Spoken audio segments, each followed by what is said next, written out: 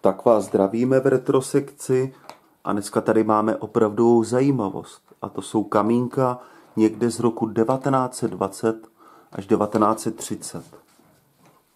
No nevíme, jestli určitě topí, ale to se dneska dozvíme. Jestli nám vypálí byt nebo udělají teplíčko.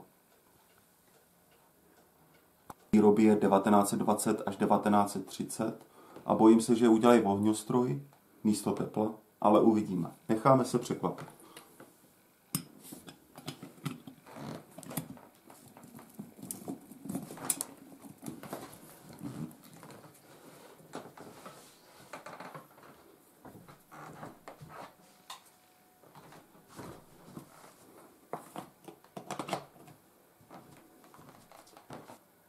Tak opravdu nám ty kamínka po 100 letech topí. To by člověk nevěřil, že výrobek po 100 letech furt bude fungovat. A nevybouchli jsme. By mě zajímalo, jestli dnešní kamna po 100 letech taky budou topit. Hele, už to cítím i tady.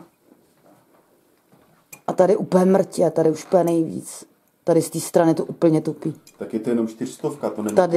Tady to teď už taky začínám cítit, ale furt málo. Ale na té levé straně, na té pravé straně. 400 W. Dnešní kamínka má třeba 2000 W a to topí víc. Tohle je 400, ono to taky málo žere. Ještě k tomu. Na téhle pravé straně to cítím, no. No a už to cítím docela všude, no. Ta keramika, jak se roztopí. To je někam do nějakého kanclíku, no, nebo prostě. Nakonec nám pokus vyšel tak, že nakonec keramické kamna začínají praskat těmato prasklinkama a je to možná škoda, že jsme je pouštěli, je to i slyšet. Ale fungují.